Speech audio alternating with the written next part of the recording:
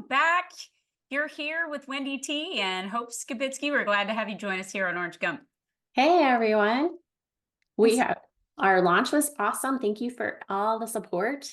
I haven't had a chance to mention that yeah, yet. no, it's been really, really good. And I think Yeah. that's what got us talking about like all the things and all the things, which include, good people in our lives, things that you and I talk about, things we've struggled with, because we're always like, well, what do we talk about that's relevant? And how do we make sure that Mhm. people are going to find some use out of the things that we share? Because the whole point is giving our lessons learned, right? That's true, right? That's kind of like what we wanted to bring the things that we talk about. How do we bring that to life for other people who might not have somebody that they can, talk about all those I know. wonderful, hard things with? Well, so I think about it. I was taking down my Christmas tree like after Christmas, and I found the ornament that you bought for Justin, and it's the F word, like written really beautifully into this shape of like a snowflake. Because the F bomb is a term of endearment in our house, and it's one of his very favorite words. And so when I saw that, I thought, the fact that you love him enough to appreciate the thing that like he's always like trying to look under the carpet and the curtains to find if he's got any more F's to give about a thing. Uh, that's, That's facts. I love that Justin and I have this great functional relationship too, since we were friends yes. first. You were friends first. You were friends first. He claims you before you were mine. You were his. That's right. I love that, right? That, you appreciate us for all our faults and flaws. And so we were thinking faults and flaws and F's. And I think that's Mhm. what stemmed the conversation on, the fork full of F's. Like, but in this case, maybe not all the F bombs, but all the different things that kind of make up a friendship, like food, Yeah. fellowship, fitness, all that. Yes. And, at times, like we talked about this a little bit previously too, the hard topics, right? That's And right. so, like, you and I have talked about some of those hard things for me: fitness, food, frenemies, finances. Maybe it's just me that has trouble with the F's.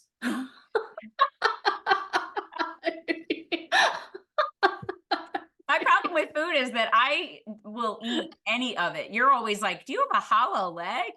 Like, That's true. You eat like a hostage. I do eat like a hostage. Yes. Food is one of my favorite pastimes. Mhm, mhm.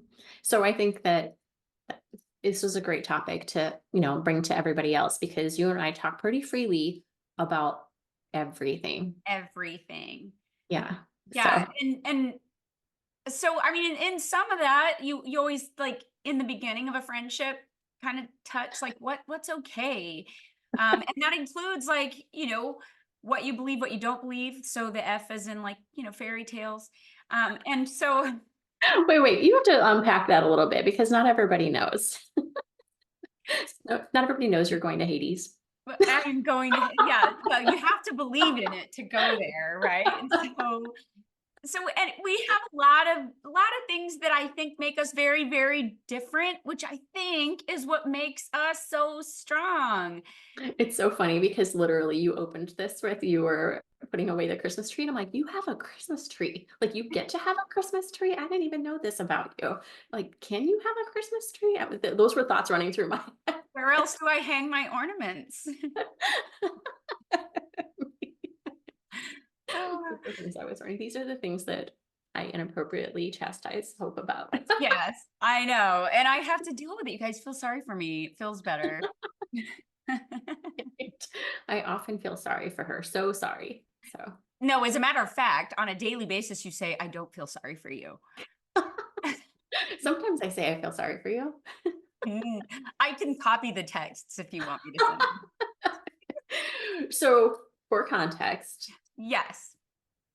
Hope often likes to say that I still believe in fairy tales. Like, I watched my church service this morning. It was such a great service. I started like my day. It was just so peaceful, and I have great faith. I actually pray before my meals. I have led small groups before. You know, you did buy me a Christmas gift. Like my journals, like all the things, right? Um, I it's a unique friendship in the sense that you don't believe, Yep. and we make a lot of fun of each other in both of these areas.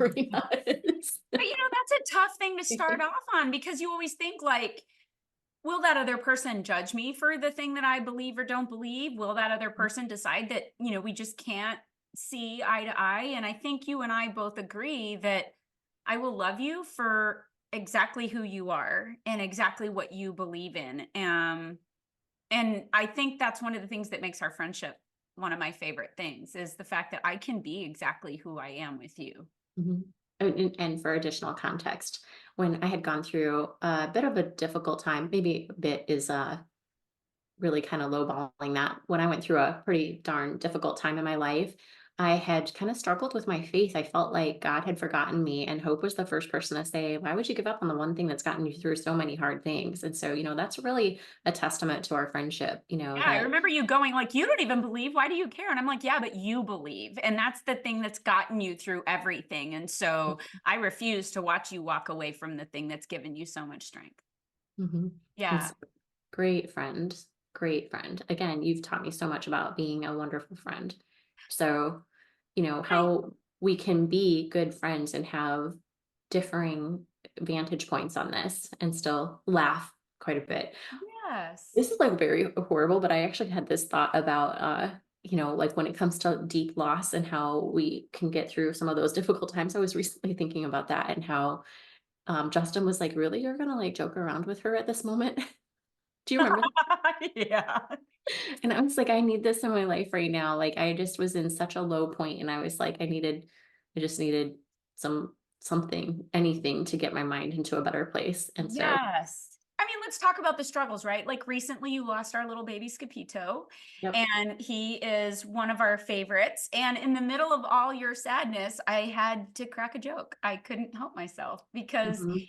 it's not that I find the loss um unimpactful. I've loved that baby for many years. It's the fact that I wanted you to remember that there is still, life after, and that you will still pick Yep. up and move on. Yep. So the moment that I think it was the first time where I had to laugh was it was before he passed away, and I was like coming to the realization I was going to have to make a decision, Hmm. because we are coming up on it was like $7,000 a day for his care, and I was like, there is a limit. Like I can't do this forever.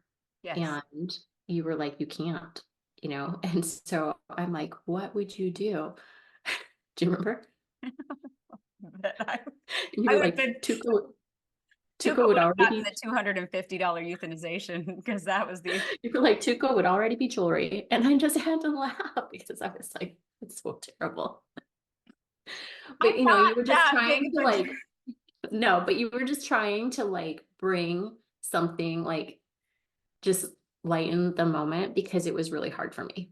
Yes, I wanted to let you know that I couldn't be there to hug you, but I wanted you to know that I was going to be there to help you, like, feel Yeah. good about as much as you had done already. Yeah. And so I just think that those are moments where I somehow recently thought about that. And I was thinking like we're so different, and somehow it works really well because nobody loves me like you do, right? Just the love and care is so deep. And the different vantage points of how we see things works because that trust, respect, all of those things, that foundation is so strong. And I So think that goes back to our original conversation on tribes, right? Like, if someone doesn't love you, things that are said could come across much, much different. But if you mhm, know that a place a person is coming from is love, because you've built that right. emotional bank account, like the trust is there that anything they're saying to you is being said because they love you, they want you to feel better, that kind of stuff. I mean, Justin was a little scared. He was kind of appalled. Like, He "This is puts what up she with needs right me. now." But coming back to our Fs, right? Some Yes. of those, like, you know, the food, right? I mean, some of those, like, put the fork down, right? Or, like, what kind of food, right? Like, what kind of fuel am I putting in my person? Yes, we Some of have those, the conversation all the time about like, hey, and now if you are comfortable in where you are, I support you in that. But when you have a thing to say, like, I really want to be healthier, I want to feel healthier, and I'm like, Mhm. You could put the fork down and step away. Like that would make you feel better. And you're like, what? I was like, no, That's not what I need right now. But no, I mean, you made some big sacrifices for Justin's health, right? did. Yeah, he was needing a change and was having a lot of like, you know, medical things that were getting in the way of his living a healthy life. And I had the privilege of sitting in front of a doctor at an SEL conference that we had gone to, and she said that once they make a diagnosis, they offer plants or pills, and for every patient that takes plants, she has a 100% success rate. And so I brought that conversation home to Justin with, snapped pictures of her slides. We tried it out, and here we are 4 years later and thriving on a complete plant-based diet. And he is a wonderfully healthy human. It's done Yeah, us you wonders. you were already largely plant-based at that time, right? So, It was yeah, easy for me. I just had to cut out dairy and seafood and fried eggs. Man, I miss a fried egg, I'll tell you that. But yeah, yeah, it was a huge change for him. It was a yeah. pretty small adjustment for me. Mhm. But I do know you miss a few things, so it was a big sacrifice for health, Yeah, for real, which for has real. worked out for health reasons though, right? Except for when Um, I'm on the road. Like there's not a lot of plant-based options on the road. So I find myself eating a crap ton of French fries. And I'm like, if I'm doing this for health, I think this is counterintuitive. Never say no to French fries. I've never Like met a French fry like I didn't like. right, like nachos. My favorite food, you guys, if we're ever like on a, I don't know, hostage situation and they have to ask you the question on like, what's her favorite food? There it is. It's nachos. Always. Yeah, Always. always nachos. Yeah. I mean, I don't remember where we were, and Justin said, "Do you want French fries?" And I was like, "Where did he come from?" Like, Do you it's even always know who yes. I am? I thought we were friends Always first. yes. I I got yesterday, "Are you hungry?" And I'm like, it's always yes." The answer is always yes. Can you stop asking me? Always yes. But Yeah, same thing on our F theme, fitness. You and I have talked about this in great detail, right? that's Um, right. like I think those are things like, again, coming to the table with, you know, how do I do this better? And I would say for me, finding the thing, we talked about it a little bit before too, finding something that you like to do. I mean, I think people have said that 100 million times, but I think until you actually believe it and see it for yourself, like you got to find that thing, That's right. right? But I Mhm. think consistency is also key. It's not about, being in the gym 24/7. It's not about running 500 miles. No. I had a great friend, Troy, who literally started walking. And that man made it very clear that he was just going to spend his lunchtime walking. And he did. And I will tell you, the reform of his person and how healthy he felt was incredible. And in such a short amount of time, because bodies in motion tend to stay in motion. Happy people don't kill their husbands. And happy people don't just kill their husbands. It's It's my it's favorite. legally that's So right. it's true. I used to say that all the time in PME. And so people were like, what is happening? I had the chance to use that. I was down at a school the other day, and everybody had to give like their favorite storytelling movie. And a woman said, "Well, all the good movies are taken, so I'll just say Legally Blonde." And I said, "Well, happy people don't just kill their husbands." And everybody was like, "What?" Best line ever. It's on one of my water bottles. I love it. So um, let's talk finances though, because you touched on that last episode, and you touched on that on our very first episode. The fact that you and I were sitting together having a conversation, and you had this like, I need to do something differently. And you actually were vulnerable enough with me to say, okay, walk me through some of the stuff that might seem yeah, really easy for you. right. So I think that is an area that people just don't really talk about. And I mean, given that we've both retired from the military, everybody actually knows how much you make. That's right. So it seems weird to me that it's not like something that is easy to talk about, right? Because it's not like corporate America, in our circle, right? And so this should have been an easier or more approachable topic, but it just seemed like I was always behind. Like it just seemed like I didn't really seem like I was, kind of as far along as everybody else was, right?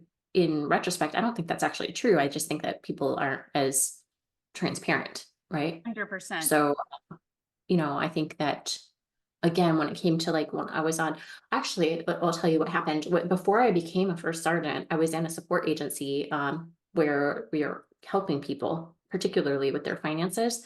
And it was a first sergeant who needed help. And I was thinking, like, who helps the first sergeants? Like who do they go to when they actually need help? Because that must be very difficult. And so then I realized it's not really like our little, like what we'd say are like baby airmen who are in trouble, right? It's like people who should have their life together. But what And about those of us that intentionally or inadvertently live outside of our means, right? You take out credit on an RV, you take the family on vacation, you go through a divorce, and you're got to play cleanup on aisle 9, and now you have all of these notes. You're paying minimum payments everywhere, you're not making any principal payments on anything, and so things are kind of tight. And then there's always the, hey chief, give to somebody's going away, or hey chief, take an airman to the annual awards banquet, or hey chief, and you're like, everybody's like, well, you're a chief, you're making chief pay. I'm like, have you looked at the pay tables lately? Like, Mhm. right. And then moving and relocating so frequently and that kind of stuff, like it's just it can be a lot, right? And so it just seemed like an area that I again felt like everybody else seemed so far ahead of me on, and it didn't seem like I had it all together, right? And so I'm so grateful, to have retirement and feel like I'm kind of like getting on top of my life, you know. Um, but it just seems like it's an area that leads to some bad decisions, And sometimes you and feel overwhelmed, that you're like, well, it's so bad now. What's one more loan? I might as well go on vacation. I just think that that's an area that if people are better set up for success, I think that their, like overall life would be so much more improved. Mm. I just think that that is an area that is such a struggle for people. And I think it's a struggle across many, many ranks and populations. Hmm. And so it's just difficult. I think, it's a difficult topic. And I don't think it's an easy one that we have normalized being honest about. 100%. I remember we did an event somewhere, and I, suggested that we make the E134 category payment, and then the E5, E6, make it also an 0102 kind of category for payment. And people were like taken aback. They're officers. They should be in the third category with E9s through. And I'm like, do you know the pay scale difference between an O1 and an O10? Like, that's pretty drastic. And we don't know if that O1, has 4 kids and $400,000 in school loans. I mean, we don't know what that looks like. And so, Mhm. different strokes for different folks. And I think that we just probably need to be a little more empathetic toward what other people might be going through without our judgment of what their situation should be. Mhm. And again, it's a population that people just have an expectation, have their life together. That's right. Mhm. That's right. And we do a really good job of, putting on the facade and letting people believe what they want to believe. I'll tell you, until I started telling my story about how I grew up, a lot of people made the assumption that I must have come from this, incredible background with lots of education and tons of support network, and then all kinds of like both mentorship and sponsorship throughout my time in the military, when like that could not have been farther from the truth. Right, right. Mhm. Yeah. So let's talk. Okay. So we talked about food, right? Like some of the things that you do that might be for your health or just enjoying it. We talked about friends in many of our episodes, but let's talk a little bit about frenemies. Yeah. Yeah. So I think that so I have multiple social media accounts, and I mean I'm old, so mostly I use Facebook, primarily LinkedIn these days. But the I've recognized that some people really just follow you with not good intentions. Even in my circle where I feel like I largely have a great group of people that I'm connected with who are cheering me on, there are still people who are really just monitoring for not good intentions. Mhm. And so I included this F just, because I thought it was like a great F word. Yeah, I mean, sometimes it feels like people are watching you with the intent to catch you fail, Yeah. and then to be the first one to outline like your failure, your slip up, like as though somehow anybody else is faultless or flawless. Like, give me a break. I don't care who you are. We Right. all have shortfalls. Right. And so I think that I wanted to kind of touch on this as part of like our candid conversations for sharing with the world that that's reality, even no matter how well connected, how well loved you are, how deep you feel like your, circle is, there are people who still, you know, don't want to see success for you. Yeah. And I think that what I recognized at some point was insecurity drives bad behaviors. Yep. And so what I hope for is to help people, you know, overcome those insecurities, to be the person that somebody can, team up with to help improve their situation, to encourage somebody to success. And I try. I give people a lot of chances. Yeah. Like, why do we have to live in a world that's like the worse you look, the better I look? Even if we're in the same Mhm. vein of like professional, Mhm. why can't it be that I share things with you, you share things with me, that we're Right. make it more like a CrossFit personal record, like I'm trying to beat my own best instead of I'm trying to beat someone else's best. Like, Right. why? These are things I'll never understand. I mean, I just don't have that super uber competitive spirit to the point that I will knock someone else off the block. Because I mean, even when Garrett was little, he'd be like, "Mom, I'll race you to the car." I'm like, I'm good. Go ahead. I'll see you when I get there." Like that Yeah. competitive thing just doesn't drive me. I know I've seen you over and over again share all of the goodness, right? Here's how I worked through that, or here's my notes on this or that, right? Right. I mean, you and I have shared numerous things with here's the document that I have, or here, do you have a thing on this, right? Um, the circles that I run in are people who are really confident with that, right? To feel like there's more than enough room for all of us. That's right. I have many people, I feel like, I think Todd Simmons had shared that with me one time, like, hey, the goal is like to grow people up and out, so that they can have their own thing. He was a great mentor for me for that, right? Just help people grow out of that scenario and move on to their own thing. And I see you do it regularly for people, Yeah, I you mean, know. like, you put me in touch with Dee when I'm trying to figure out how to build my LLC. You put me in touch with Todd when I'm trying to figure out how to business develop for that LLC. You put Man, me I in tell you what, D Booth, I mean, he your assistant. literally is like, "What else do you need? Tell me what else Yeah, you need." Like, he is not yeah, afraid of anything, and he right. sees helping somebody else as, like, his own growth potential instead Yeah, of a detriment to his business. right. And those are like the people. And that's where I feel such gratitude for having wonderful people in my world who, I ask them for something and it's like they're doing it for me. Yeah. I mean, think of So, Trip and Josh, just as you and I are embarking on this, both of them are like, here's some of the things you should think about. Make sure that you're looking for some of yeah. these things. And we're like, we're so lost. And then they're climbing on Zoom meetings with us to help walk us through Right. this Mhm. stuff. Because again, how do you know what you don't know? And sharing and what do you need? And do you want to come on our podcast? And, how can I help you? Wonderful, wonderful humans, Yeah. right?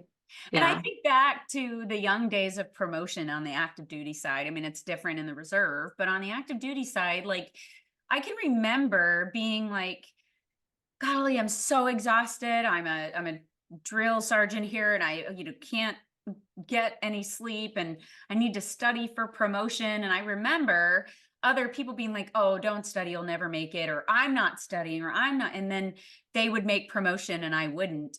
And I thought, you know what? It was one of those things where they were trying really hard to make one less person in the race, is how it felt afterwards. And I thought, I don't know honestly what they gained by, trying to hold me down, but it's like that old adage that if you're already drowning and you're reaching out your hand, you hope somebody doesn't put a book in it or a rock Mm, in it, right? Just to make it right. see. I so, like, insecurity drives bad behaviors. So that was something, sometimes we don't even know. Like I at one point in my career, I was selfish about some things where I thought, oh, we get so many seats for this opportunity, and so I'm going to take them for my folks. And nobody else seems to know how to do it across the wing. So I'm just going to scoop them up for my folks. And it wasn't until later that I kind of understood, more strategic operations. And I thought, like, better me would teach other people how to do it so that we're sending the best people to those opportunities, right? And that came later. And I mean, not really, because at the time I thought I was taking care of my folks, so uh it just, I don't know that it was like insecurity driven. It was just more about like, I'm doing a good job for my people, and so Like, it's it not my fault you don't know that. right, and And so so, isn't it? so later I was like, oh, I could have done better there, Yeah. so I mean, somebody else could have done better on that. I don't know though now, But because under your like 5 voices thing, you are now the person, and you mentioned it early on in the last episode, you're the person whose superpower is to put people in touch with resources and other people and find things that will help the rest of us succeed. I mean, you have mastered that for sure. it just was a matter of like my own growth too, right? Of like um, understanding better, like the strategic view of things. And so it just helped me help other people on a bigger scale. So I think when we talk about people who have deep insecurity, though, they're either they haven't had the exposure, or they have something that they're trying to overcome, or there's something that they're trying to figure out for themselves, and they see a limited amount of resource, right? Covey always says it's the law of scarcity. Whenever somebody believes that it's a scarce resource, when I don't know, I feel like mentorship is not scarce. Like, our whole lot in life should be to try to help other people. And you don't want to have enemies. Like, that is an icky feeling. Why would you ever want to be an adversary to someone? Right. So Ugh. I think I've been the beneficiary of many people investing in me, so I try to pay that forward frequently. But now, wisdom has taught me that not everybody shares those sentiments. And so, just recognize that, the reality is that some people still are growing in that, and sometimes it's not all bad intentions, right? They might just not have had like the opportunity to have a strategic look at something or exposure to something. And so, Or they don't know what the adage of throwing someone else under the bus means. yeah. So we help people, we try and meet people where they are, and give them a chance to succeed, and Yep. do our best.